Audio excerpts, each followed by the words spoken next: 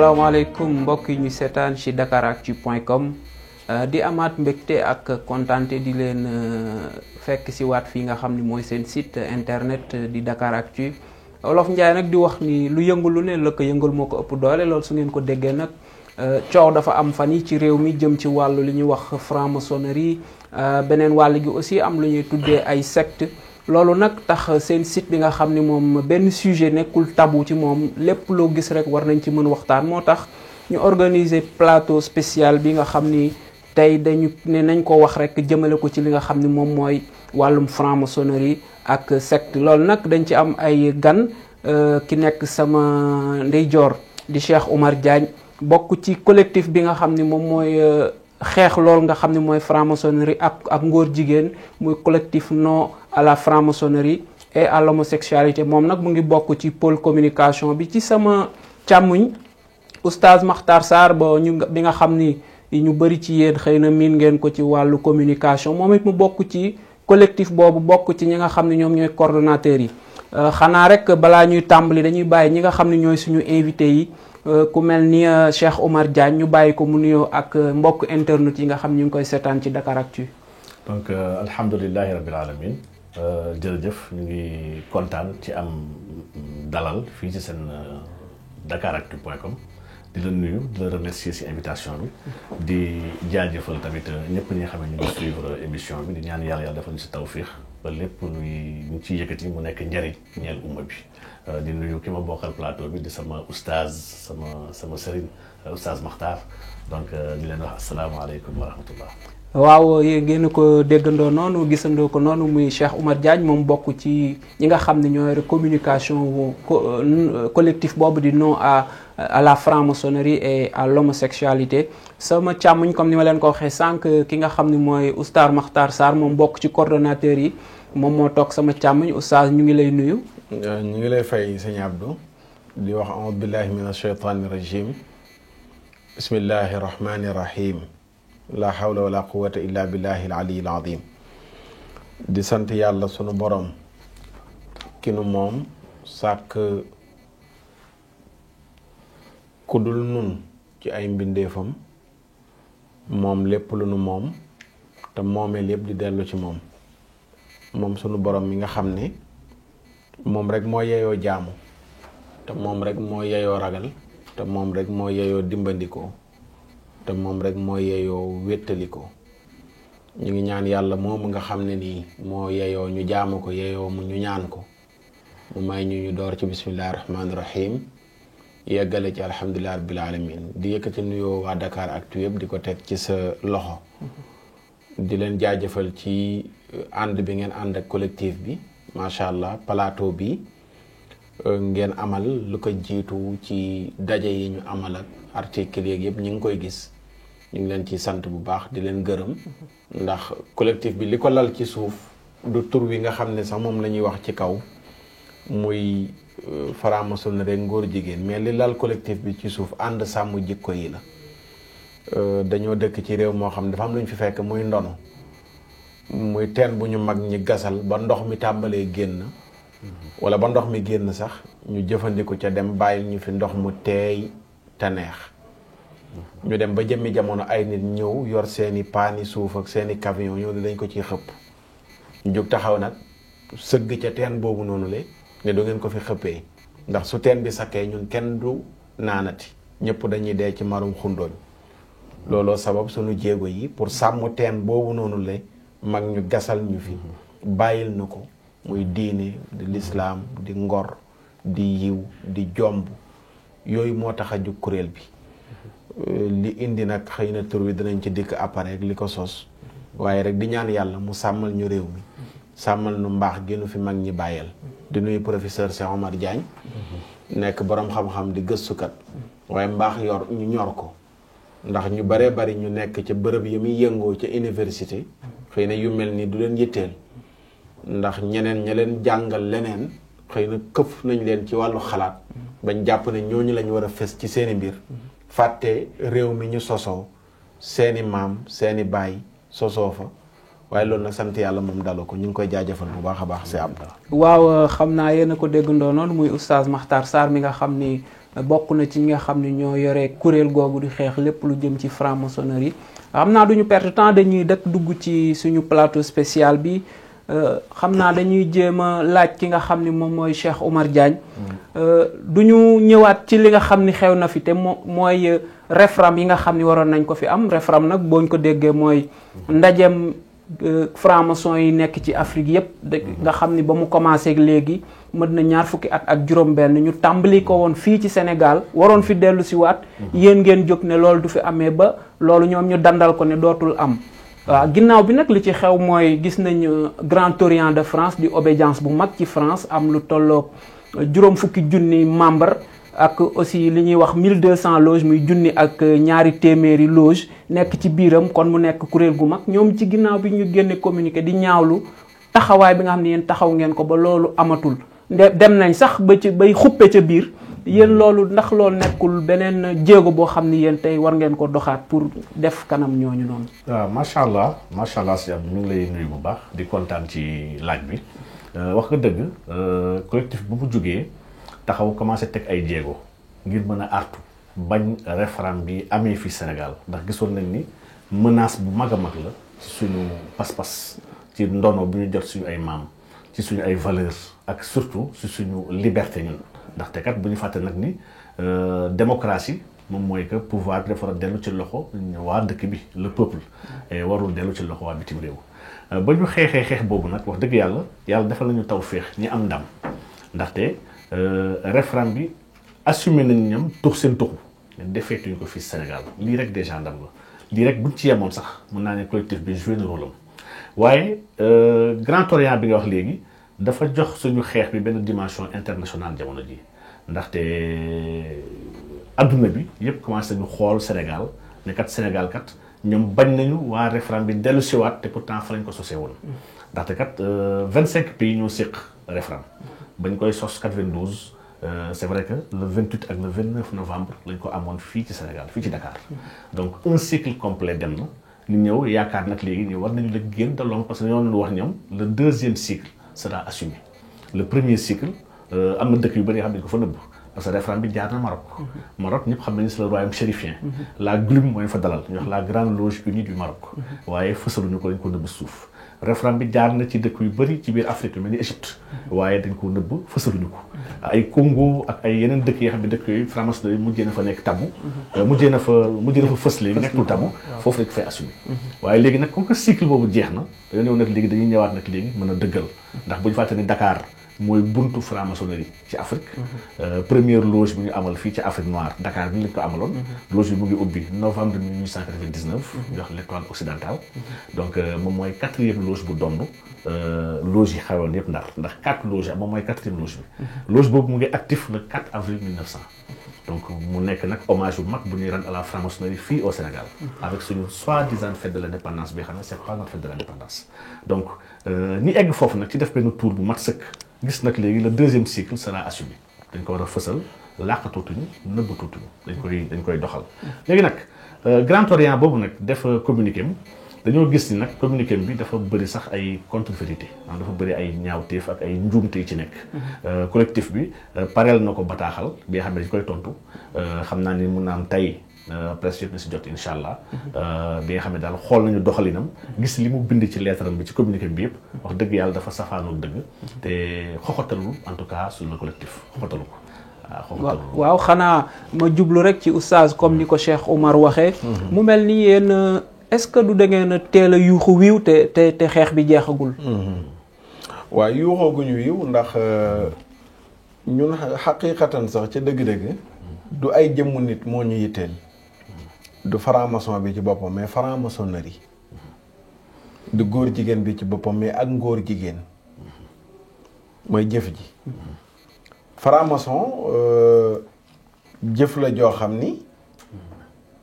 wala système la boo xam dafa ñëw pour xeex l'islam te ñun ñu nekk ay jullit ab franc-maçon mënu la nekk jullit te ñi ngi dëkkee wax ashhadu an laa ilaha illa allah ci nodd yi wa ashhadu anna muhammadan rasulullah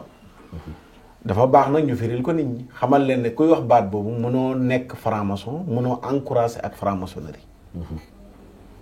yaa ngi wax ne amul ku ñuy jaamu ci dëgg ku dul yàlla di seede ne yonent yàlla Muhammad sallallahu alayhi wa sallam yàllaa ko yónni léegi laa ilaha illa allah pas-pas boobu àndul ak doon franc-maçon ndax balaa ngaa mën a doon franc-maçon da ngay jël mbub moom futti ko ba mu set nga sànni ko fële jël beneen mbubu ñu solal la ko mooy da ngay murtat xëy na dinañ ci dikk ci biir waxtaan wi léegi nag ñun mënuñoo nekk ci réew moo xam ne 95% ay jullit la fi nekk 5% ay catholique kenn ku nekk ak la mu gëm ñun côté bi ñuy défendre ak njullit la ñeneen ñi ñu ngi défendre seen pas-pas mais franc-maçonnerie àndu ceeg benn ci yooyu lu dul dafa ñëw ne day xeex yooyu bëgg ñoo imposer yoo xam ne moom diine boppam la ndax franc-maçonnerie ak diine la yoo xam ne ni ña ca nekk gëm nañ ne pas-pas la bu ñu war a jàpp bu leen di dimbale ci àdduna ñu moom ko yilif ko ñëpp am seen gis-gis léegi nag ñun duñ ñëw yonent yàlla Muhammad sallallahu alayhi wa sallam yëkkati jaasi ak i xeex ba fuñ bañoon a tudd baatu laa ilaha illallah ñu ko fay tudd mu dem bàyyi fi lu ma téeméeri junni saxaaba ak lu topp ñuy doxal mission bi Abubakar Siddiq Omar ibnul Xataab Usmaan ibn Affaan Ali ibn Abi Talib ba saxaaba yi jeex taabiina yi ñëw taabiina yi ñëw ponkal yi nga xam ne ñoo mag ca ngir ya imaamu Sawri Naqai Ibrahima Rahawiya imaamu Shafii Malik Abu Hanifa Ahmad ibn Hanbal dugg ca biir nitu yàlla ya ca Abdul Qadir al Jeylaani si Sidi Ahmad Tijaani ñuy sàmm noonu loolu mu jaraloon leen lu ne ñàkk nelaw guddi ñenn ñi ñu tëj leen ci kaso ñenn ñi ñu ray leen ñenn ñi ñu dëkkee leen a caw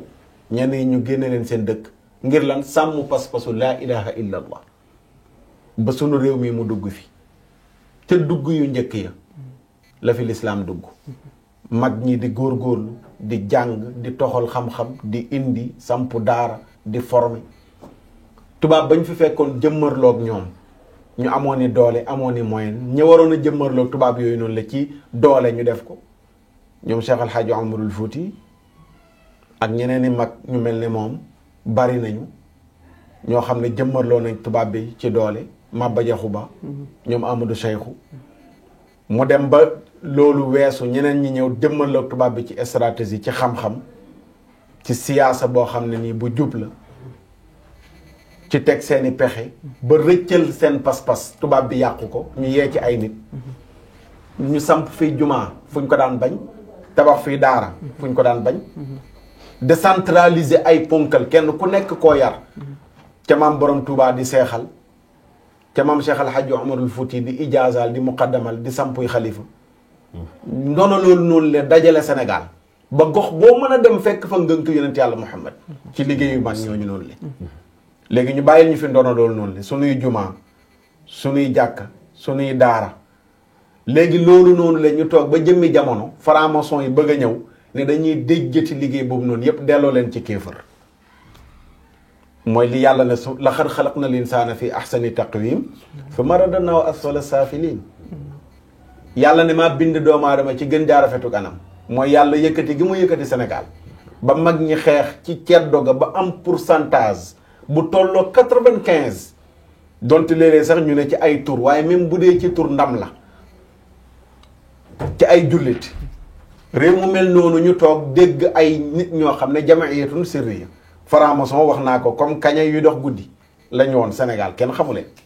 ñu naan yàlla ñu si yàlla musal koo ko tudd xam nga ñu bëri dañuy naxee nit ñi ne franc-maçonnerie dara nekku ci nangam dañuy jàppalante te koo ne moom nga mer mbir mën naa baax ba noppi bëggoo ko la ko wooyee ku ne la franc-maçon nga mer ba noppi ñu naan noo dara nekku ci ku ne dara nekku ci nañ ne la franc-maçon la ñu xool kuñ ne franc-maçon nga ne doonuma ko outil communiqué lu ne nga dugg ci ba noppi ñu naan ñu baax lañu ñuy dimbali lañ borom yi nit ñuy jàppale wante lañ léegi koo xam ne bëggoo doon dara xam nga ne loolu kon baaxul léegi nag ñu daan dox guddi kenn xamu leen comme kaña rek ni muy doxee guddi bu génnee bëccëg yat yi dal ñu toog de dégg kaña ya nekkoon ci guddi gi ca bitim réew kat léegi kaña yi nee nañ dañuy ñëw bëccëg ci naaj bi ci lañ jóg ñu nit gàddu suñu yat taxaw le Cheikh Al Hadj Omarul Fouti ña fi ma fi nekkoon ay sëta ma fi nekk tey Maba Jaxu Ba ma fi nekkoon ay sëta ma fi nekk tey Amadou Cheikhou ma fi nekkoon Sëriñ Canaba ma fi nekkoon ay sëta ma fi nekk tey yoruñu ngànnaay yoruñu jaasi waaye nag mag ñi am na lu ñu def ci ñun loo xam ne nii gëm nañ ne tey moo ëpp doole gàddu fetal la ki gàddu jaasi mooy sunu pas-pasu laa ilaha illa allah du ñu nangu ñu fell ci lu toll ne deewuwe du ñu ko nangu te nag ragaluñu ci dara boo waxee ñu ne non ñooñu dañoo sensible wax naa leen du ñu dara waaw xanaa mënuñoo jël benn bakkan te àppam jotul waaw xam naa ci logique boobu rek yéen bi nga xam ni yéen a ngi jóg ñu des ak oustaz toujours bi nga xam ne yéen a ngi jóg ni rencontre yooyu te muy les rencontres humanistes fraternelles africaines et malgaches muy REFRAM waroon am fii le 2 et 3 février ñu fàttali ko ci benn hôtel bu mag fii ci Sénégal te ñu mujj ko toxal yéen bi ngeen jógee di xeex lool ndax ci sa aqulaay taala est-ce que gëmoon ngeen ni vraiment lii dinañ ko annuler wala buñ ko annuler wul woon yenn matukaay yéen ngeen jëloon pour ñu annuler ko. lu ne dañu jaral ndax ñun tëbuñ rek di wax mais ay kilifa ñu yónni bu doon ñun kese la amuñ benn courage mais ay kilifa ñoonu yónni ay kilifa la ñuy dox ci seen kàddu di wax ci seen kàddu te loolu preuve yi ñëpp gis nañu ko muy xalif généraux yi nekk ci réew mi ngànk diine ji am na loo xam ne moomatuñ ko ay mag lañu mënuñoo génn ci télé ak rajo yi di wax naan nangam mais nag am nañu ñoo xam ne nii ci seeni njaboot ñu doyloo lañu ñu dem toog ak ñoom ñu wax ñu lenn ñëpp dégg ñu fay suñuy téléphone pare ñu wax ñu loo xam ne ñun ak ñoom la dee ñu xamal ñu mais ñu wàcc ci terrain bi lu mu leen jaral na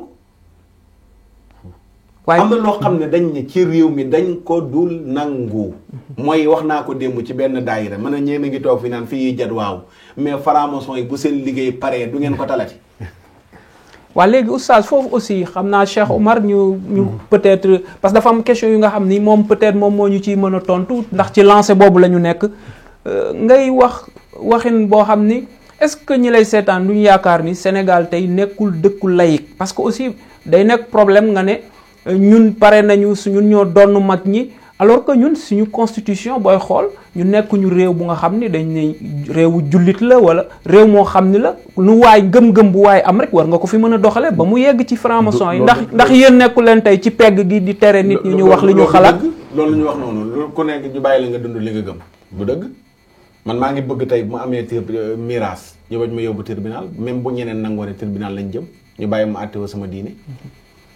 maa ngi ne ku sàcc nañ dagg loxoom ku ray nañ la rey ku njaaloo nañ la caw léegi ku ne dañ lay bàyyi nga dund li nga gëm loolu mooy laïcité léegi ma gëm li ñu ne doo ko fi dundee kon ban laïcité la ñuy wax mais ay lay la mais pas laïcité ay lay la foofu dañ fay intervenir bu ndaw rek di wax ne laïcité arme la bi nga xam ne c'est la franc-maçonnerie moo ko togg créé ko de toutes pièces soo c'était laïcité Grand Orient bi nga tudd léegi arme favorite am maanaam li nga xam ne mooy mbiram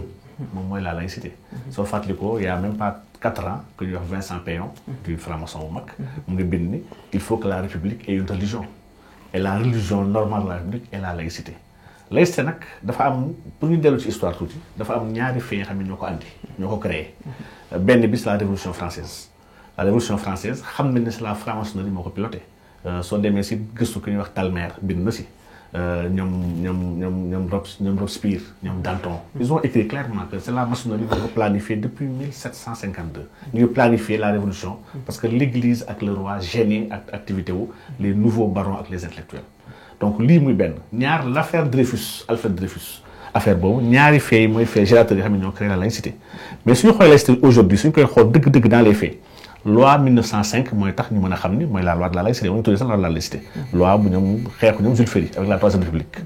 loi boobu 40 articles la 40 articles yëpp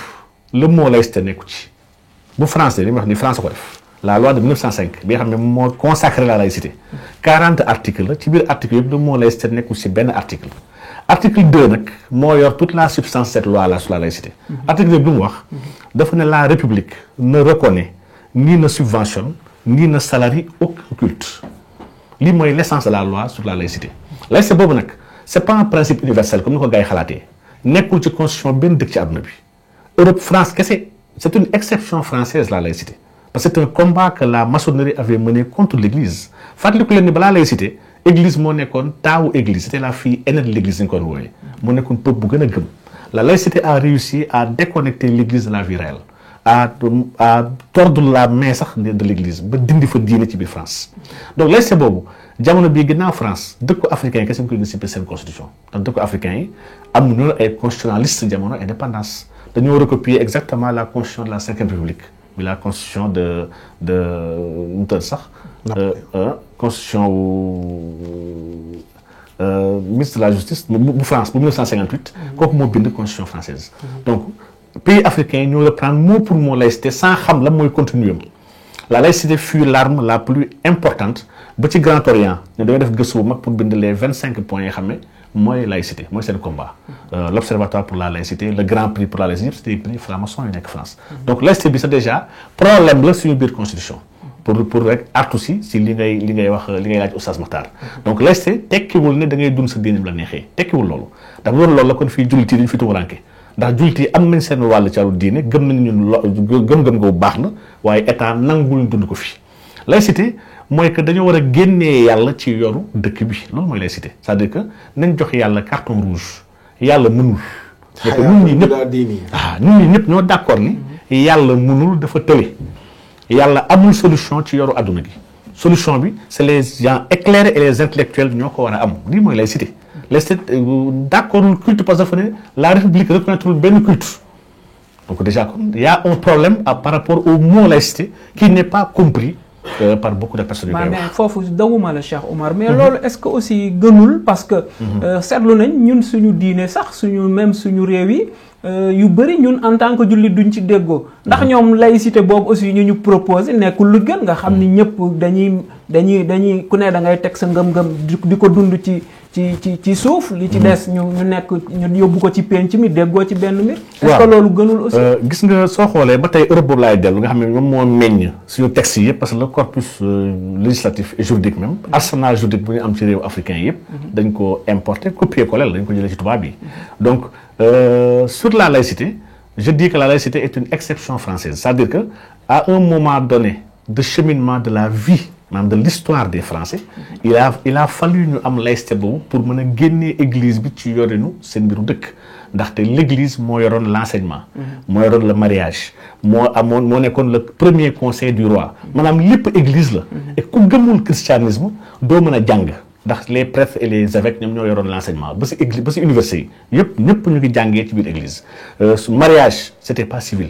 église que c'est ko doon def c'est ñoom laïcité boobu ba ñu koy def ñoom c'était juste pour reconnaître que képp ku amul diine sax les besoins de base de la société muy jàng muy faju parce que faju tamit sœurs yi kese ñoo doon faju donc war nga si mën a am accès sans am ngëm-ngëm laïcité bi foofu la yemoon ci France ñun ñoo ko jox beneen contenu bi xam ne méngoot ak loolu am na dëkk yi xam ne ci Europe dañoo proclamer bu baax a baax ne ñoom dañoo am attachement ci wàllu diine dëkk yu mel ni ñoom Islande ñoom Irlande ak dëkk yu yëpp dañoo wax carrément que nous sommes un peuple de croyants dëkk nag héritage am maanaam héritage am bi mu am ci ay États-Unis sax ba ci États-Unis seen biir seen xaalis te loolu sax am na ay francs-maçons États-Unis yoo xam ne dañ ci attaqué gouvernement fédéral bi ne ñoom dañoo bëgg xaalis bi waaye ñoom gëmuñu ko te doon leen tooñ parce que ñoo bind ngëm-ngëm bi nga xam ne ñoom gëmuñu ko si xaalis bi nga xam ne ñoom ñëpp ko bokk pour dire que maçons yi dañoo am doole àdduna bi fépp donc pour revenir un peu dans ce qu'on disait léegi par rapport à cette laïcité là donc ñun suñu constitution fi Sénégal balaa mu wax ko laïcité dafa ne pourtant que le peuple sénégalais profondément attaché à ses valeurs culturelles qui fondent le ciment de son unité nationale. Valeurs culturelles soo dee culture rek philosophie ñu koy opposé ak nature et culture waaye la culture est beaucoup plus grande que ça ndax dafa boole waaye le culte maanaam sa ngëm-ngëm suñu constitution sax dafa wax ni dañoo attaché ak suñu ay diine yi nga xam ne tubaab bi def ñu ko fi fekkal ndax tubaab ba mu fiy ñëw sooy fàttalikoo te di histoire ko bind tubaab ba mu fiy ñëw daf fi fekk ay jullit yoo xam ne kii maîtriser la langue arabe tubaab bi dafa ñëw ak ay interprètes arabes pour mën a communiquer avec les populations indigènes sur place donc tubaab bi daf ñu fekk suñu diine muy islam mu ñëw ak paganisme tubaab bi ñëw di xeex pour def fi christianisme su yemoon foofu kese dina équilibré waaye tubaab bi dafa ñëw pour déconstruire lépp luy diine et loolu nag wax dëgg yàlla c'est sous le sceau de la laïcité le Grand Orient defee France et loolu nag moo tax ñu ne nag déedéet laïcité ni ko gars yi comprendre bokkut ak li mu doon dëgg-dëgg et wax dëgg yàlla ñun on a des modèles yi nga xam ne soxlawuñu importer histoire France si biir suñu réew. waaw xëy di fàttali rek mbokk yi nga xam ne ñun ñuy seetaan ci seen site Dakaractu di leen fàttali rek ni ñu ngi ci seen édition spéciale bi nga xam ne ñu ngi ko jagleel li xew fan yi Sénégal te muy wàllum franc-maçonnerie collectif bi jóg tudd non à la franc-maçonnerie et à l'homosexualité di xeex lépp lu jëm ci wàllum ngóor jigéen waaye itam loolu tudd franc-maçon te xëy na sénégalais yu bëri seen bopp ubbeegu ci lu bëri xanaa rek dañu gis ngeen def dimanche benn ndaje fële ci mosquée inachevée Oustaz bi ngeen ci pare ngeen def déclaration waaye ci déclaration boobu dafa am lu xaw jaaxal nit ñi te mooy dafa am woykat bu nga xam ni ñëpp xam nañ ko ci wàllu international muy Rihanna war a ñëw Sénégal ci le 2 février bii war a am ndaje moo xam ni war na cee bokk ba ci sax président français bi fa war a ñëw di Emmanuel Macron yéen ngeen ni bëgg leen Rihanna ñëw ci réew mi yéen léegi lan ngeen bëgg da ngeen bëgg Sénégal mu ubbu kenn du fi ñëw wala lan mooy seen bëgg-bëgg yéen ndax Sénégal mos nañoo wax ne gan sàngam ak gan sàngam bu mu fi ñëw dañu wax ne dëkk bi dëkku teraanga la loolu ñun dañ koy sàmm ba léegi mais nag loo ŋaa nag bu ñu bëggee jël suuf xëpp ko ci sa gémmiñ nga ñepp nga ŋaa ñu lay saxale bañee ki bong ki tàngal ay ŋaa pour ñu jël xeer di ko sol ci sa gémmiñ da ngay ñepp Rihanna en tant que nit ki soxaluñu waaye jëfam ju bon juñ ko xamee ci àdduna bi muy jigéen ju asaru lañ wax ne kooku du royukaay ci sunu ndawu société te yàgg nañoo liggéey Rihanna ci bopp xale yi jël ay kaye def ko ci ñu naan Rihanna ba fii ay jigéen yoo xam ne ay woykat lañ yoo xam ne seeni scandale ñëpp fekke nañ ko Sénégal ñu toog ci télé dégg leen ñu naan Rihanna mooy seeni royukaay te yiwuñu tey yiwuñu démb yiwuñu gëbër ci démb ñu toog ne dégg ndaw soosu koo koy kan koo xam ne jaay na yàlla jëndee ko seytaane wax ne moom xaritu seytaane la wax ne moom ku bëgg seytaane la professeur xëy na dana fa gën a yaatal koo xam ne nii nee na yàlla du boromam mais seytaane mooy boromam seytaane la bëgg seytaane lay jaam di def musique pornographique bu doon woykat buy woy noonu kese la ñu mën a wax mais musique pornographique lay def. Oustaz foofu dagguñu la mais xam nga li nga wax yépp xëy na mën nañ ci waxtaan mais Rihanna ñëw bi muy ñëw Sénégal du ñëw bu nga xam ni daf fi ñëw pour way si daf fi ñëw ci participer ci lu nga xam ni nee nañ dafa war a ñoŋal njàngum xale yi dafa am xaalis yu bëri yoo xam ni du Sénégal rek a ci war a bénéficier mais àddina yëpp moom ñoo ci benn ndax du ñu bàyyi moom mu ñëw bu fekkee ni parce que ñun suñu njàng dafa sooxee ndax du ñu bàyyi mu ñëw ñu dimbali ñu suñu xale yi mën a jàng. éducation lañ soxlawul ku tekkee di ku asaru ku mel ne Rihanna muy ñëw di ci def dërëm dëkk baa ngi nii fees dell ak mbalit lu tee ñu def ko fa hôpital yaa ngi nii nit ñi di dee comme weñ lu tee mu indi xaalis ñu def ko fa dëkk baa ngi nii ba léegi problème courant ñu ngi ko am yuy coupé lu tee ñu def ko fa pourquoi ñu cibler éducation dafa war a dugg dafa war a nekk lu set ban éducation la ñuy financé ci programme franc-maçon yi seen ñetti thèmes yi programme éducation daf ci bokk da ngeen gis ni dafa am foom ay fu ñu nduroo daal dañu duggante ci biir thèmes yi nga xam ne moom lañ waroon a développé nee nañ seen le 2 boobu ak le 3 bi éducation daf ci bokk léegi éducation boobu nga xam ne nee nañ daf cee bokk ñu xëy nañu dañu ko annulé ñun ba léegi annulation bi gëmuñ ko ndax mën nañu wax benn ngénte ni ngénte li fomm nañ ko heure boo xëyee gis bàjjen ñëw tante ñëw nijaay ñëw ñu naan ngénte li fomm nañ ko nan lañ ko fommee même date biñ waxoon ne ci lañ war a def mbirum franc-maçonnerie googu ci la Rihanna annoncé ak dikkam ay 360 milliards dollars xaw ma na yu mu fa war a indi wala millions dollars yu mu war a indi Sénégal ñu war ko séddale mais pourquoi mu cibler éducation tey boo demee ci collège yi dem ci université yi dem ci école primaire yi foo dem ñi ngi waxtaane dëkku Rihanna mais suñuy ndaw ñu war leen a former pour ëllëg ñu war a yor réew mi mais bu ñuy tudd ak di béggee ak di waajal dikku nit dafa war a nekk nit koo xam ne nekk na royukaay mais Rihanna tekkiwul dara bu fekkoon keneen kuy ñëw di indi milliards ñaata lañ xam ci àdduna bi ñu mën a indi ay milliards Sénégal ko dul Rihanna pourquoi ñu tànn jigéen ju asaru ju mel ni Rihanna pour muy indi ay milliards Sénégal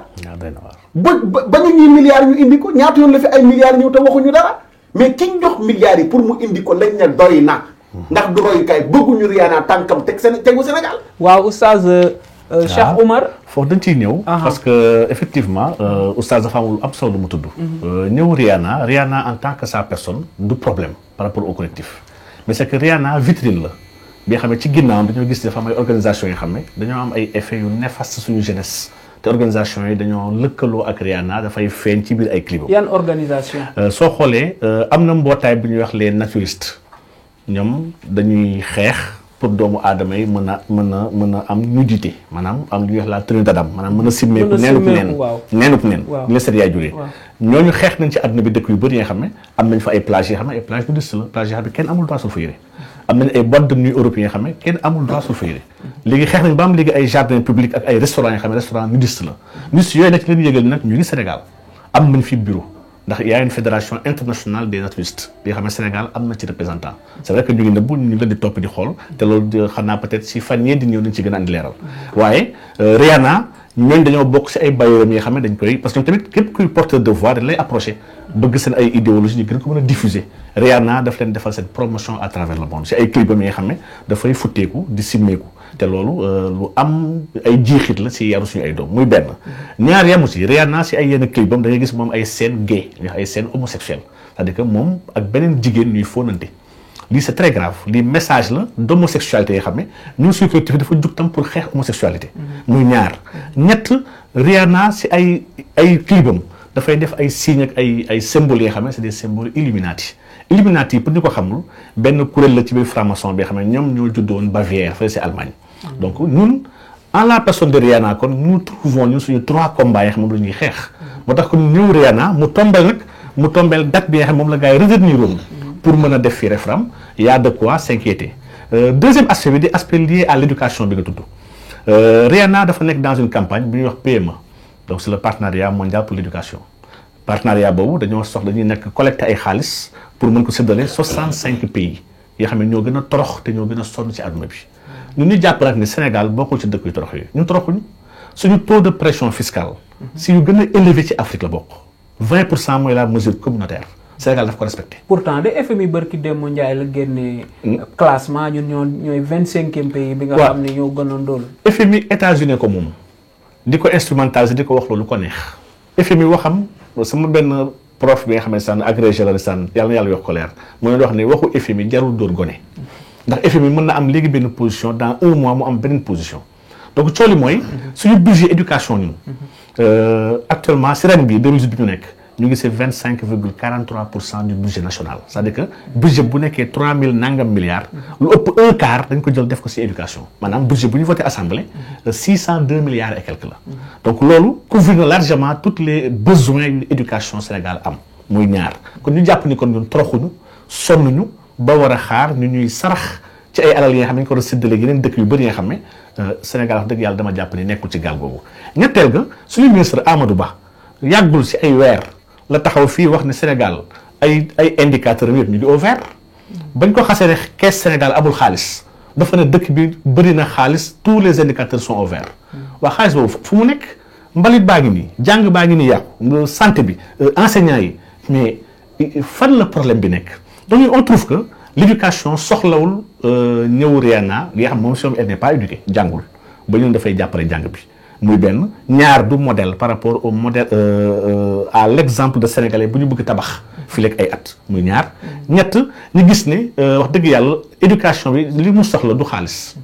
dafa soxla ñu def une refondation de li ñuy jàngal suñu ay doom ndax li ñuy jàngale dafa nekk aux antipodes de nos valeurs ñun culturelles historiques et religieuses ndax école bii bu leen fàtte ni moom la ñuy wax école Jules Ferry tubaab bi moo ko fi andi woon bu mu ko fi tegee ba léegi mosuñu koo soppi Jules Ferry boobu nag bu leen fàtte li mu waxoon dans ses mémoires mu ngi wax ni son rêve le plus grand c'est de construire une société sans Dieu c'est que moom yàlla dañ ko war a génne ci mbiri ndax yàlla mooy li gën a tardel humanité donc kooku moo concevoir style d'école bi nga xam ne ni ñuy tàggatee xale yi oustaz mu ngi koy wax sànq rek ku ñu tàggat normalement ci école bi yóbbu la ci université tàggat la correctement boo amul ndimbal tu seras acquis à la cause occidentale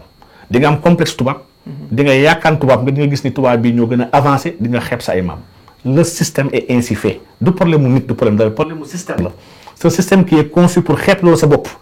te du yem ci école la ci télé beeg lépp soo gisee xale yi di sonn di dawee gaal ak di am benn complexe tubaab nit ku weex ba léegi yéem nit ku ñuul gi c'est un système bi nga xam ne école lañ koy tàggatee depuis temps xale donc suy problème mu éducation du problème mu 375 millions de dollars bu Rihanna wax daf koy collecté andi ko ñu séddale ko 65 pays yi nga xam ne dañoo torox Sénégal mujjee si am benn 8 wala 7 milliards bi nga xam ne wax dëgg yàlla ñun suñu fiscalité Dakar fait partie des villes les plus chères au monde ñu bëri xamuñu ko Dakar l'état day fiscaliser lépp dara rëccu ko si consommation bu nekk ñu dagg impôt sur le revenu ñu dagg IS ñu dagg patente ñu dagg impôt foncier état bi bàyyiwul benn secteur d'activité donc cet état là qui est super liquide de par sa fiscalité bu dee fa bëgg sukkandiku ci kenn ku dépravé ay jikkoom ñaaw pour ñëw wàllu suñu éducation honnêtement nag le collectif a un sérieux problème par rapport à ça nous ne voulons pas de sa venue au Sénégal pour conditions yëpp ñu wax te on prendra des mesures qu'il faut nag pour l'empêcher mu teg tànkam Sénégal. waaw kon xam naa ngeen ñuy topp toujours ci Dakaractu waaye oustaz dañuy wax franc-maçonnerie mais ci ginnaaw gi am na yeneen yoo xam ni mu ngi xew Sénégal xëy na sax Dakaractu def na ci ay bind yu bëri ba xaw na jur coow te dafa am ay secte ñu fekkee ni mën nañ leen tuddee noonu yu ñëw yoo xam ne ñëw nañu Sénégal mu mel ni daal Sénégal dafa suufam dafa nangu lool ba lu waaye indi rek mu mën ko fee ji mu daal di jébbi nit ñi mën ko consommer loolu nan nga ko gisee yow. waaw xam nga loolu yëpp boo gëstoo ba ci biir secte yooyu yëpp ay banqaas lañ ci franc-maçonnerie mu mel ne mooy dàtt bi boo gëstoo ba ci biir ndax loolu nga wax noonu fi mu toll nii tiital na ñëpp mooy secte yu bari yi nekk Dakar defe naa professeur Kelek mu ngi wax ne 80 et quelques sectes yu nekk biir Dakar wala biir Sénégal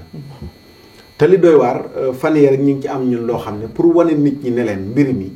dafa weesu ko ngeen toog naan gars yi jaa ngeen jëf ak seen liggéey rafet naag ñi ngi seen ginnaaw mbir mi dafa dépassé foofu kenn ku nekk jàppal ne mën nga yeewu benn bis sa doom nga yónni ko mu génn def fa 3 heures de temps ñibbisi loo ko waxati du ko dégg dafa am suñ benn mbokk moo xam ne nii mbokk mu ñu jege la doom ja dafa xëy rek cëppeelu ci biir groupe yooyu noonu la anam gu doy waar kenn xamul secte yooyu ngay wax noonu récupéré ko def loo ko ay sacrifice ba xale ba gëmatul dara lu dul ñoom rek lay déglu wax ne moom léegi franc-maçon la ñu existé ko bis yam fa war a ñëw heure yam fa war a ñëw wax ko ne ko bu mu wax lenn ci seen secret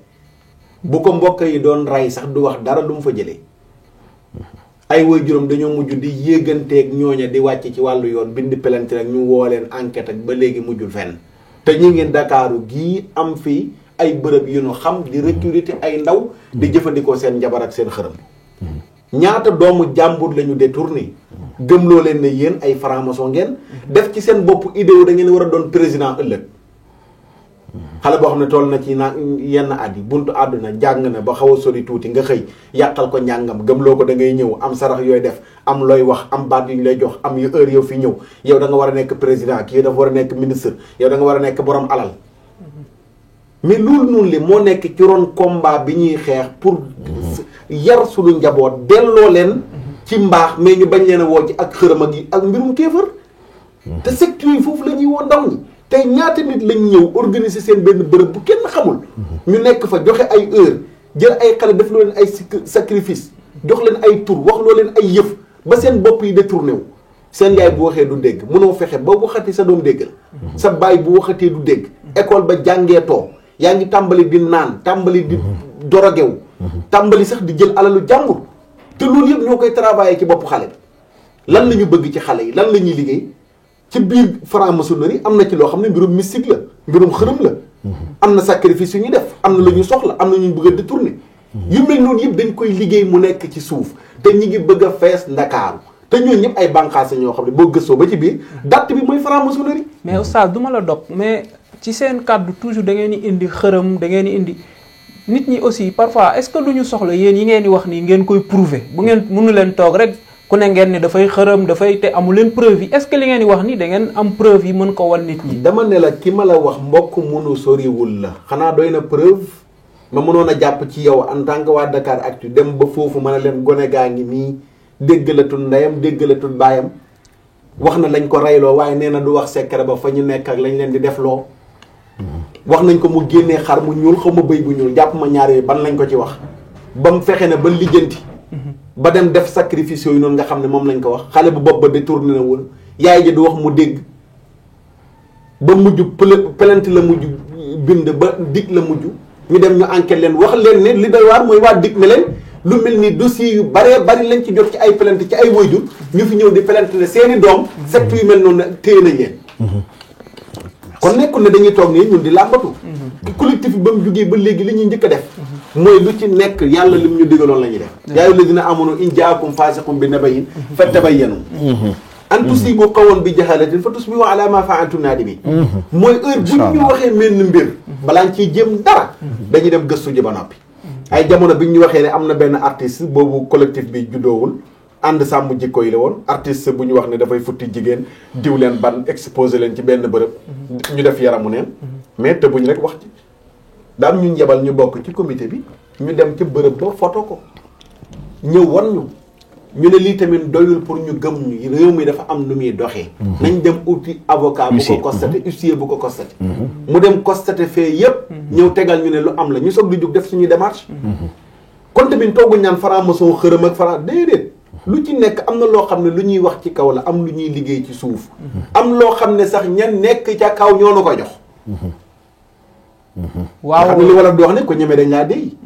mais nekkuñu rek ñoo xam ne dañuy tëb di rajo mbir mi nekkul ñun ci suñu bopp ñun tey lii ñuy def nii ñun ñooy dajale professeur mi Mano Babacar Mbuuboo Adama ku nekk yaay coppati sa buy ak sa daqaar bu lekk jotee ñu cotiser fu ñu war a dem ñu cotiser ci suñuy poos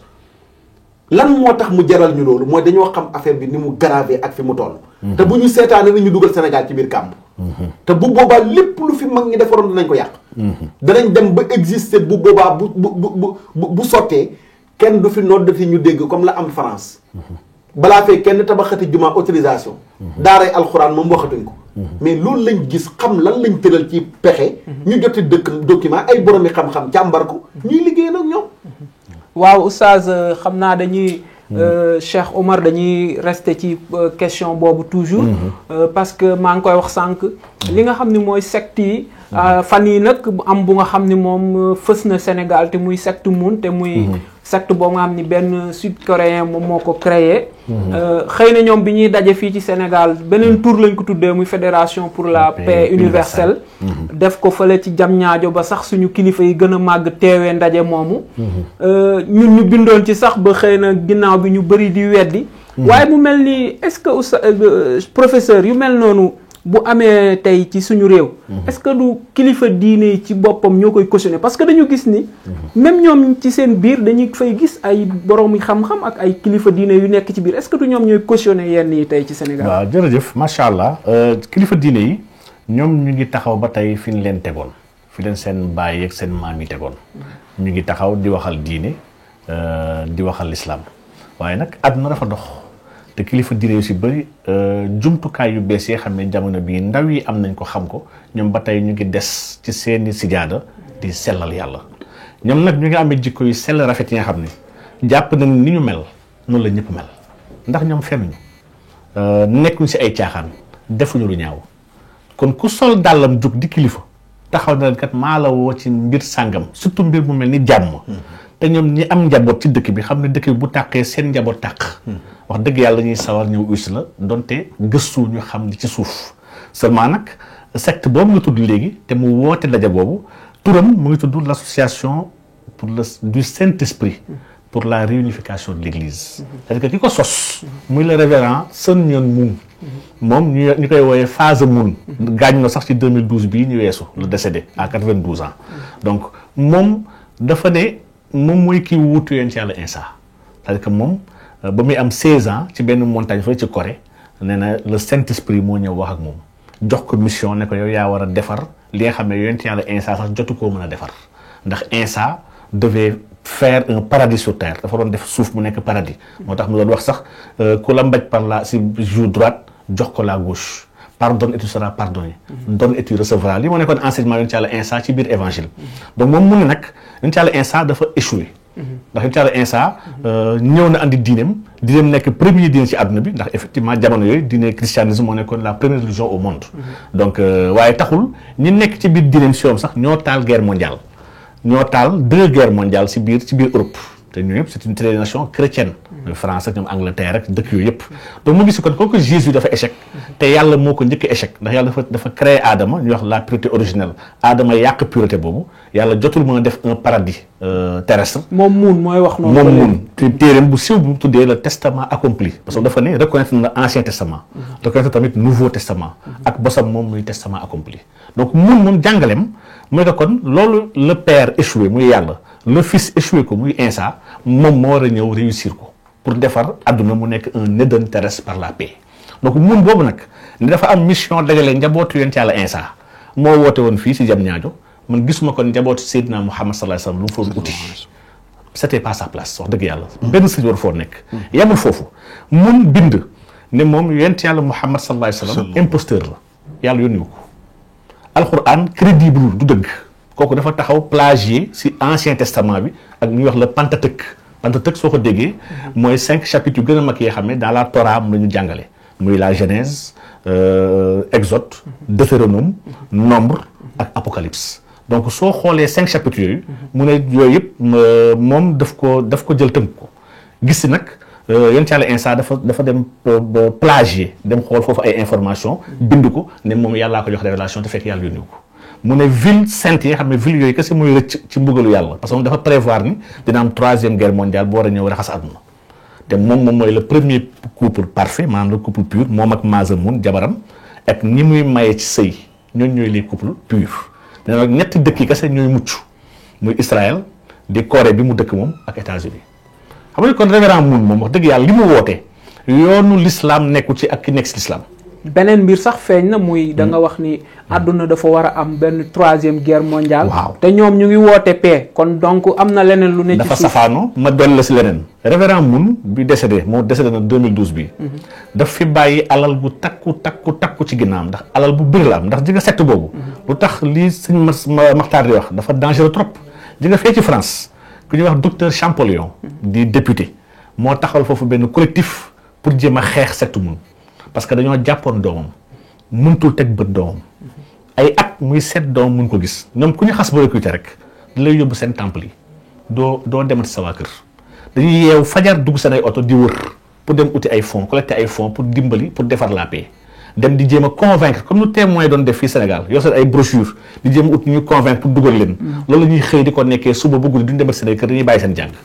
donc Champollion nag lii suite à un rapport bi nga xam ne Assemblée nationale française moo ko def di wax ne cette secte là est dangereuse boole ko ci 5 sectes yu gën a bon ci àdduna ñoom ñi taxaw nag commencé leen andil problème ak ay jafe-jafe fële ci Allemagne fële ci France ba Union européenne des directive pour xool sectes yi en Europe donc ñoom nag comme que dañ leen fitnaal fee ci européens yi ñu daw ne nañ dem xooli Afrique foofu dañoo tumuranke te dañoo ñàkk xaalis ku fa dem yóbbu fa tuuti xaalis may leen chaloupe jox leen tuuti xaalis na naan defal tali wala naan defal école ni ñëw topp la donc loolu moo andi Moon fii Sénégal waaye mu doon wax ne la Moon empire financier bu mu am Washington Times Moon moo ko moomoon Moon dafa am ay plage de ski yi nga xam ne moo ko moom ay hôtel yu mag a mag Moon a ko moom mais Moon dafa am benn usine d'armement bu nekk États-Unis kuy wax paix nag war na mën a moom usine bi defar arme donc lii laaj la bi nga xam ne maa ngi koy bàyyi journaliste ne gars yi seeti ji usine d'armement bi nga xam ne Moon moo ko moom mun bàyyi ay hôtel ba am ay terrain de ski station de ski am ay presse si presse bi nag dafa am empire presse bu am solo média yu bëri mun a ko moom donc Moon boobu kon paix boobu c'est un concept fallacieux maanaam naxee mbaay la bu mu bëgg a xëccee nit ñi parce que xam na ni kenn du wax ni bëgguma jàmm waaye paix taxu ko jukk wooteem église bi la waroon woote l'église l'a condamné même l'église daf ko condamné kii c'est une secte déviante donc gis na ni kii kon il fait du satanisme dafa am ay ñu seede ñi nga xam ne ay France ak Allemagne ndax Moon dafa doon jël ndoxu góoram ngeen baal ma si kàddu gi muy son sperme da doon jël defar ko benn genre potion yoo xam benn jus bu ñuy defar benn boisson de purification bu ñuy jox membre yi maanaam Moon ay takk sëy yu ngan la def États-Unis ak Europe dëkk yu mu dem yëpp dafay takk ay 20 000 30 000 couples ci benn bés ba pare dafay fexe ñu bañ a bokk dëkk parce que dafa bëgg son message nekk message bu mondial donc suñu defaree nag ñoom sëy yooyu da lay jox si boisson bi nga xam ne ndox la ak seen ay xaw ma seen mbiru lan la nee na ndox bu bénni la onction bénite bu bàyyi ko xaw ma si le tout puissant waaye dafa amaale tout sperme bi nga xam ne ko siy boole waale parce que sperme mooy sperme bi nga xam ne qui a été originellement béni donc loolu la ñuy jox nouveau couple yi ba pare woor loo leen 40 jours li wax ni mu ngi daf ko bind de inventé lu ñu ko dara daf ko bind noir sur blanc bind na presque 12 livres yi nga xam ne yëpp yàlla dimbal nañu lire nañ ko xam nañ lu mun wax donc loolu lay jox couple ñu koy naan woor 40 jours soo commencé sëy pour mën a am doom yu pur mun na dafa prévoir nag d'ici ay années doom yu pur yi kese ñooy mën a mucc ndax yàlla dina rey neen ñëpp te ñun sañ bokk ne ñun puruñu xam nga loolu enseignement boobu dafa jege enseignement bu nekk si Talmud. Talmud mooy téere saay-saay bee xam ne juif yi ñoo ko moom. Talmud boobu dafay wax ni ñun ñii nga xam ne duñu ay yahut nous sommes des goyim goy soo ko déggee ci hébreu mooy ki nga xam ne mala la mooy ki nga xam ne ku salte la. goyim mooy son pluriel c'est-à-dire que ñun dañoo salte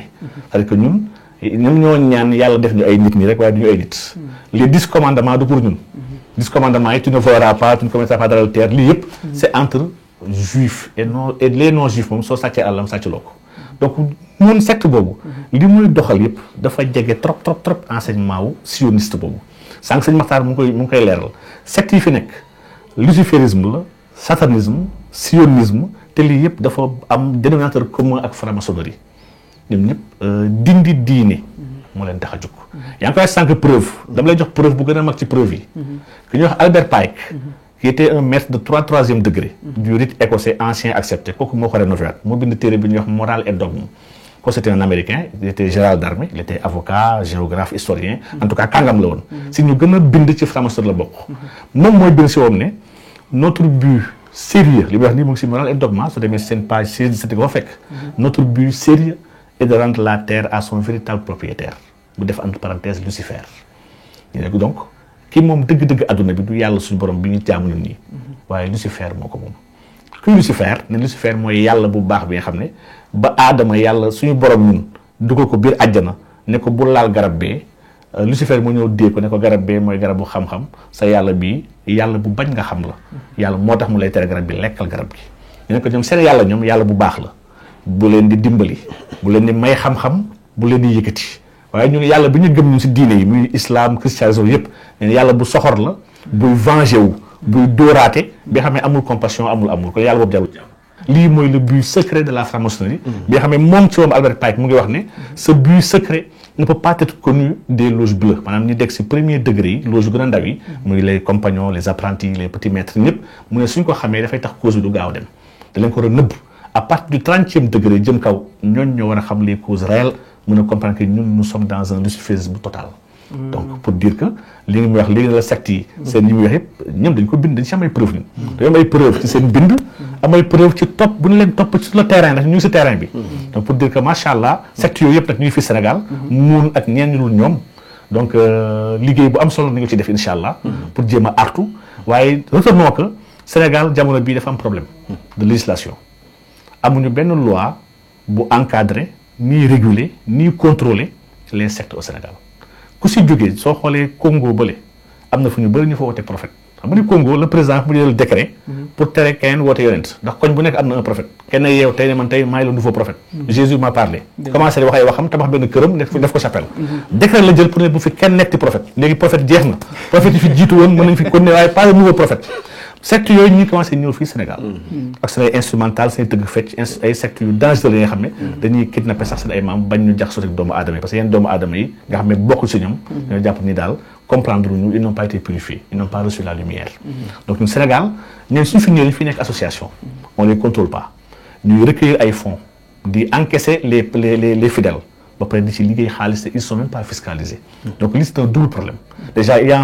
a une facilité d'établissement sur le territoire sénégalais il y a tamit un manque de contrôle yaa ngi tudd léegi nga Europe c'est le parlement moo def enquête sur les sectes le parlement français parlement européen tamit def na étude bu rëy sur les sectes en Europe ba classé sectes yu dangereux yi ak sectes yi nga xam ne ils sont pas dangereux donc ñun nag fi Sénégal am nañ vide boobu un vide législatif ci wàllu boobu et il urge en tout cas di remédier pendant qu'il est encore temps. waaw xam naa. Oustaz xëy na li tax tey jii secte yi ñuy wax nii te bi mu ci gën a xam te biñ ci gën a wax léegi te dara taxulul li fi am fan yi muy sommet boobu ñu fi amal est-ce que du tey suñu réew dañu ñàkk ba nga xam ni ndaw yi tey lu ñu leen xëcc rek lu ñu leen woo rek ñu wuyu alors que xëy na sax bu ñu demee ñoom dinañ gis li ne ci biir mais ñàkkum xëy mi daf fi takku daal ba nga xam ni surtout yéen ñi nga xam ni yéenay jàngal nit ñi ci wàllu diine aussi est-ce que jotul ngeen ubbi nit ñi seen xel ci lu bëri. ba nga xam ni yi leen xëcc. nit ña ci réew mi di leen xëcc même buñ leen ci joxe xaalis yu bëri. ndax xëy na xaalis bu bëri jarul nga jaay sa àddina est-ce que yéen amu leen tey liggéey bu rëy ci wàllu googu noonu. dëgg la xam nga rek même bu dul suñu diine suñu mbatit li ñuy wax mbatit suñu culture. mooy faral di wax ni mar bu la taxee naan póotit bu robinet tijjee nga rus. ñoom nag li ñuy def xam nañ ko bu baax dañ lay xiifloo ba nga xiif ñu ñëw di la xoy mooy comme li ñuy wax seytaane moom lay def bu nit kii sukkuraat xam ne day mar mu ñëw di ko jox ndox naan ko weddil yàlla pour ma jox la ko gars yi tamit ak seeni milliards mayewuñu ko joxewuñu ko gratuite lan moo lalu ci suufu milliardu Rihanna yi lañ war a gëstu mais pas mi ngi ñuy indili milliards tey boo tëddee rek éducation bii am na problème ñi ngi grève caaxaan yooyu la ñuy naxee nit ñi suñu xërëm bii ci Sénégal biñ ko fiy tabax bii monument de la renaissance bi lan lañ waxoon day indi développement ci réew mi lañ ko doon défendre naan buñ ko fi tabaxee day indi développement touristes yi ñëw di ko visiter anamu tey développé nañ tabax nañ ko fi mu ne jonn ñu naan franc-maçon yi ko moom ñu naan moomuñ ko bañ xëy seen daje bii nii lan lañ ci def monument bi lañ ci def mu ne fàng ñoo xam ne si ñu franc-maçonnerie la mu nekk seen logo bi gën a ngand ñaata milliards lañ ci investir mais tout le temps bu mu lu mel ni jógee ñun comprendre nañ ko moo tax ay bind ak saaga ak nangam yooyu yëpp dañ ko sóoraale ndax dañoo jot information yi avant ñuy jug avant ay nangami weer ci ginnaaw lañ jotoon seen dikk beeg li ñuy def ci milliards tey jël nañuy milliards xëpp ko ci dëkk bii di Sénégal ci mbirum ngóor jigéen ci ay ndaw ñoo xam ne ñu ngi tàmbalee def ay séminaire ci ay bërëb di tàmbalee ut ñu convaincre ci mbirum góor jigéen ñu am ci ay sources yu wér fa mu jógee léegi tout le temps nag ñan la ñuy seet mais mooy ndaw ñi nga xam ne ñoo nekk ci mbedd yi xëy bëgg a am connexion bëgg a dem lekk gu neex bëgg di jënd téléphone bu cher bëgg a jënd dàll yu cher te xëyoo da nga gis koo xam ne nii xëyul gontul nga xëy rek gis ko mu dem dëkk ci appartement 300 000 gaare benn oto heure bu nekk mu taal génn dem ñëw bu tayee mu sol costume bi ëllëg mu sol costume bële ban salaire a ko attan fu mu ko jëlee mais fu mu dugg te léegi ñoo ko tay pour jël ko mel noonu di ko bàyyi mu nekk ci biir koñ yi pour influencer ñeneen ñi am na ñeneen ñu mën a jël xooy leen wan leen jaxasoog ñoom xamal leen fan la jaar pour am lii mu am ki nga xam ne gëmut yàlla gëmul ak dekki wala sax bu ko gëmee gëm gi faible na day neex kooku nga këf ko te gars yi ci loolu la ñuy liggéey mooy dañoo xam ne nit ñi dañoo xiif dañoo sonn ñu ne gannaaw xiif nañ sonn loo leen jox ñu jël waaye am na loo xam ne nii nit koy sàmm pas-pasam daf koy moytu gis nga alalu Rihanna ji ñuy wax gars yi jox ko mu ne daf koy indi Sénégal ku tiitul man tiit na te comité bi tamit tiit na ndax nitu seytaane xoolal ci albumam yi am na ci yoo xam ne day tudd turu albumam ne dañoo bëgg seytaane chaque jour dañoo bëgg seytaane waaw ku bëgg seytaane di woy seytaane jaxasool seytaane di def yaramu neen jigéen ju asaru jooju noonu le di liggéeyal seytaane jël alal joo xam ne alalu seytaane nga ko mën a tuddee kuy jaamu seytaane bëgg seytaane di liggéeyal seytaane ne seytaane mooy boromam mu xëy ñu jox ko alal mu indi ko ci réew mi nga xam ne lan moo fi nekk laa ilaha illa allah allahu akbar salaamu aleykum ci jàkka yi jullit ñi loo mënti wax luñ sàggan ay jullit lañ waxuma sax ñu yem ci jullit rek leen yàlla sant waaye jéem nañ cee dolli ay naafila nekk ay tarixa yu nu jàpp ci ay wërdo kee tijaan kee murit kee xaadir kee laayeen ku nekk pas-pasam mais mën nga bëgg a jaamu yàlla ba noppi jël alal jo xaraam di ko lekk te am na alal joo xam ne bés buñ koy dugal ci système éducation fa lay jaaree yàqu ba yomal xiyam du jagati ba mukk ndax yàlla daf ñuy jéppi oustaz xam naa yëf yi neex na trop waxtaan bi neex na waaye nag comme dañu jox temps bu nga xam ni ci lañ war a yem ñu jéem a tënk rek balaa ñu jeexal dafa am question bu nga xam ni il faut que ma laaj leen ko xaw ma Cheikh Omar mooy tontu wala oustaz discours bi ngeen di tenir nii est-ce que yaakaaru leen ni ñu ngi nekk ci jamono bu nga xam ni tey ci àdduna ñu ngi wax wàllum terrorisme ñu ngi wax wàllum extrémisme religieux gis ngeen ko sax waa Grand Orient de France bi ñu leen di tontu li ñu wax des groupes obscurantistes des groupes extrémistes léegi est-ce que yéen ragalu leen seen discours bi ngeen di tenir nii ay groupes yu xaw a doy waar mbubbool yu mel nii pour def dara Sénégal est-ce que yéen a ngi sóoraale loolu ci seen discours yi ngeen di tenir waaw macha allah ñu ngi koy sóor bu baax nag ndaxte gis nga dañoo nekk jamono bi nga xam ne jamono communication la may fàttali rek ni taxawaay bii ñu am ci contre lépp luy homosexualité et il faut ñu fàttali tamit ni homosexualité bi du problème terrorisme homosexualité c'est la loi suñu code pénal en son article 319 moo ko tere ba pare teg ci ay daan ci wàllu amende ak ci emprisonnement donc ñun dañoo nekk sax di dimbali Sénégal ci li nga xam ne Sénégal ñoo ko tënk. et cette loi là Cheikh Oumar du ma la dog. mais est-ce que loi boobu aussi est-ce que clair na ci homosexualité loi bi relation contre nature la bañ. mais waxul explicitement homosexualité. c'est vrai que jarul mu koy wax ndax l'homosexualité relation contre nature la parce que la nature wax dëgg yàlla suy wax la nature doit perdurer. relation góor ak góor ak jigéen c'est le meilleur contraceptif pour la nature. loolu du mës a andi doom. soo bëggee xeex jur gi. favoriser ngóor jigéen. donc contre nature par essence homosexualité mooy moom lañ ci viser. parce que lii moo nekkoon l'article dans le code pénal français. bu ñu fàttee ni maa ngi koy wax sànq rek ñun dañoo def benn transposition mécanique du corpus juridique français au lendemain des indépendances. soo xoolee articles yi fi nekk ak code yi fi nekk 1960 yëpp c'est des codes français. yoo xam ne moo fi nekkoon du temps colonial. on l'a perduré. ay petites rectifications lañ ci def depuis boobu ba léegi mais par essence elle n'a pas bougé. donc l'homosexualité est bannie au Sénégal. acte contre nature yooyu mooy góor ak góor bu séq. et même acte contre nature mën na am sax des fois ci góor ak jigéen ça dépend si jëf bi ngay jëf loolu moom droit def ci yaatal bu am solo. waaye donc muy wax ni ñun discours bi ñu tenir dañoo nekk sax di dimbali Sénégal ci li nga xam ne dafay aar penc mi ndax franc-maçonnerie du ñu dañ di ko wax c'est un mouvement wala une secte parce que mënu ma leen sax nangul diine ndax ñemee ñu assumer seen ay lieux de culte seen ay loge soo fa demee doo dugg. man xam naa loge yu nekk fii Dakar yëpp loge Patte d'Oie ak loge bu nekk assemblée dem naa fa des fois pour dugg fa ma teree dugg ne ma fii mënoo fi dugg xam naa ni effectivement je suis pas initié mënoo fa dugg mais damoon dem rek pour contrôler xool dañ ma bàyyi oui ou non pour ma dem def samay gëstu donc ñoom assumer ñu sax lieu de culte donc ñoom duñu diine secte la bi nga xam ne secte bu anti état la damay leeral chaque fois ne danger franc-maçonnerie dafa amaale par rapport ak ni ñuy jiite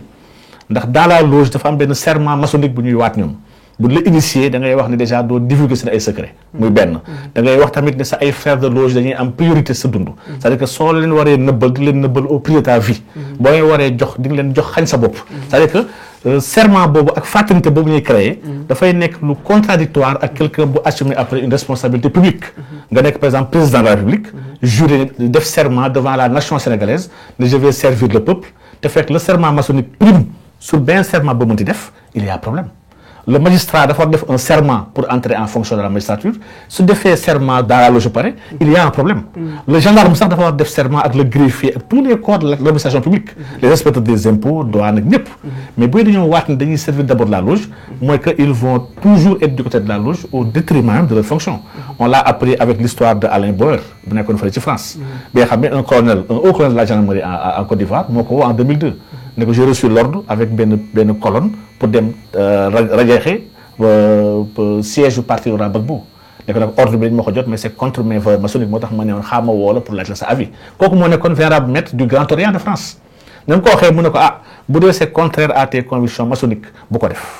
imagine-toi un haut colonel de la gendarmerie ivoirienne ni jox ko ordre ne ko demal avec une colonne demal nga raser siège du parti politique ñu wax FPI. le Front populaire ivoirien. muy parti wu Laurent Gbagbo. parti Laurent Gbagbo c'était en 2002. 2000 sax mais en 2002. mu woo le vénérable maître du Grand Orient pour ne ko li ñu ma sant dafa nekk en contradiction avec mes valeurs maçonniques lan laa war def. kon il devient dangereux. ñi nga xam ne ñoo ñuy jiite nekk ay francs-maçons.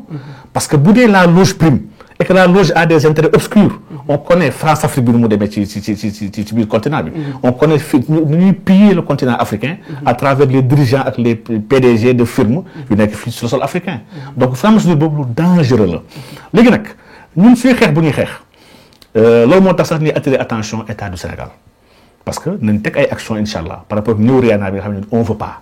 nañ si organiser marche bu ko jaree nañ ci def sitting ci kanamu aéroport. nañ ci def sitting devant les édifices publics moo xam gouvernance moo xam présidence la ak primature loolu en tout cas nañ ko débuté nañ ko wax la presse incha allah d'ici quelques heures sax wala daje tey jii. donc daje boobu bu amee nag te xam ni fii léegi depuis barki démb ak tey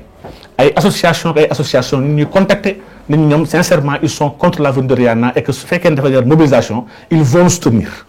des personnes yoo xam ne pour répondre ñu wax ne waxu islamiste la du waxu islamiste man des chrétiens moo contacté di wax ne ils nous soutiennent ils vont venir avec nous dans ce combat là te c'est des chrétiens qui bëgguñu Rihanna Sénégal bëgguñu homosexualité bëgguñu franc-maçonnerie donc bu ñu déplacer le débat bu ko def un débat islamique c'est pas islamique lii l'homosexualité est bien dans la Bible. La communauté chrétienne dafa contre l'homosexualité. Sodome et Gomorrhe figurent aussi dans la Bible. Donc oui c'est des valeurs communes partagées fii au Sénégal. léegi nag ñu wax état Sénégal ne ko ñun suñu collectif dañu si bëri ay nit daar lañ ndax l'association des imams du Sénégal l'association des sëriñ daara du Sénégal la ligue des imams ñii moom wax dëgg yàlla xam naa ne duñu yàq luñ tooñ waaye nag ñee war ñëw aussi ak pour ñu commencer contacter ñoo xam ne ñoo bëgg ñu mobiliser wu taxaw pour tere Rihanna ñëw wax dëgg yàlla nous avons pas le monopole de l'ordre public. et que nag par respect pour cet ordre public là nañ jël say disposition bind wax ni Rihanna bu ñëw Sénégal li daal mooy li nga xam ne soxal nañu trop wax dëgg yàlla parce que nit ki nag ñun contrôler ñu les humeurs des personnes c'est à l'état de le faire c'est son rôle régalien moom moo ko war def seulement nag li war a mën a am jeexit danger wala yàq-yàq wala torof ndax imagine toi benn foule dajaloo ndax la foule elle est folle comme tubaab bi di wax foule bu dajaloo aéroport gis ni affaire bi tàng na rek ngeen ne nañ jubal palais loolu lu ñu ci mën kan moo ci mun dara te xam naa ni Macky Sall moom bëggul gën a pale loolu moom nekk lu ma leer donc ñoom nañ jël seen disposition wax dëgg yàlla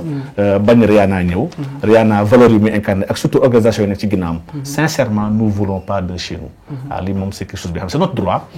comme que le peuple est souverain constitution moo ko wax ñun la ñuy defal ñun bëgguñu alalam bëgguñu ñëwam wax dëgg yàlla loolu nag sincèrement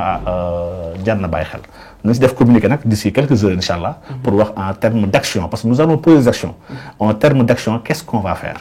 donc le Grand Orient moom communiqué bi xam naa leen Dakar li ñu koy njëkk jox incha allah day am exclusivité bi donc balaa dara di xew parce que sincèrement dañoo soulever opinion yi xam ne il se ba tey dama jàpp ni le sentiment paternaliste bu français yàgg am yaakaar ne ñooñu jur ñu seen ay doom lañu dañuy nabbee di wax jaar leen fii dama jàpp ni sentiment boobu ñoom ils l'ont pas toujours quitté wu leen dañuy fàttali le monde a si évolué que ñun nous attendons pas de la France ay leçons nous n'avons pas de leçons à recevoir de la France au contraire ñoom seen liberté yi ñuy wax sax c'est une liberté fallacieuse liberté du dëgg ndax Grand Orient man maa ngi fàttaliku 2013 bii ñoom ñoo décoré madame Veil pour di ko naan IVG bu mu voté woon assemblée mooy interruption volontaire de grossesse ne que lii c'est un avancement bu ngan la pour la société française le mariage pour tous bii Tufo moom moo reconnaître en bii mooy wax ni c'était le 27 mai 2013 moom mooy wax ne projet mariage pour tous bi maanaam loi bi tax homosexuels yi mën a sëy ñoom ils l'ont travaillé ñoo ko porté en loge dañ ko njëkk a travaillé ba pare andi ko sur la place publique imposé ko le peuple français depuis 99 avec le Pax bi ñu commencé wax le Pax ba nu mu excès ci homosexualité donc ñoom ñi di wax liberté di xeex pour homosexuel di marié di xeex pour ku mu neex rey doom bu nekk si biir ñoom ñooy seen bopp temps ñooy xeex jullit yi bañ ne waruñu am ñaari jabar kuy xeex nag bu jullit takk ñaari jabar waaye ñaari góor takkante leen ñaari jigéen takkante leen ñoom ñoo porté le combat lu ñuy wax la loi Pasca bu yàq toutes les minarets en Europe ñoom ñoo ko porté ñoom ñoo porté beaucoup d'autres lois yoo xam ne pour le regroupement familial pour lépp yoo xam ne pour noddu yeeg ils ont porté toutes les lois pour museler la mosquée donc ñoom bu ñu nee ils sont là pour les libertés pour la liberté de conscience et de dogme dañuy xam ni c'est quelque chose de fou et ñun on va y répondre incha allah te tey jii sax di ngeen jot incha allah la correspondance. baax na ñu ngi koy xaar xam naa ñu ngi signalé ni li ñu dese ci ay simili bëreetul waaw xam naa affaire bi mënoon nañ ko poursuivre ndax franc-maçonnerie moom mën nañ cee wax fii ba suba ndax xóot na lool mais nag comme yëf yi dañ ko tënk ci waxtu dañ doon def lii rek waslu àq rek def li nga xam mooy suñu liggéey en tant que journaliste parce que dama fàtte léegi ne ñi fii Dakaractu ñun amuñu sujet tabou amuñu sujet boo xam ne dañ naan déet lii duñ ci wax déedéet duñuy xuus ba loo xam ne nag yoon xëy na mayuñu ko ñu taxaw doon rafetlu rek seen ñëw di fàttali nag ñun bi mbir mi xewee ki nga xam ne mooy Jean-Claude Bass te nekkoon président comité d'organisation ñun on l'a appelé parce que aussi nekkuñu aussi ay journalistes yoo xam dañuy wax lii de duñ ko laal wala kii du affaire Fra non dañuy dem ci information bi ci à la source bu fekkee ni nag mënuñu leen jot là on a plus de amatuñu pexe mais yooyu yëpp jéem nañ ko pour wan leen rek ne dañuy jéem a équilibrer ñun kon doon rafetlu rek ñëw bi nga xam ne Oustaz Makhtar Sarr bokk ci coordonnateur collectif non à la franc-maçonnerie et à l'homosexualité ak Cheikh Omar Diagne bi aussi ñëwoon moom aussi bokk ci pôle communication bi ñu doon waxtaane rek li nga xam ni xew na fi fan yi di wax mbokk yi ñu doon seetaan rek ñu ngi leen di jaajëfal yéen tamit yéen ñi ñu doon seetaan xanaa di leen jox rendez-vous ci yeneen rencontre rek di yaakaar ni li ñu fi wax tey di ngeen ci jëlee lenn lu gën a tuuti rek lu leen jëriñ ñu leen di wax ba beneen incha allah jërë ngeen jëf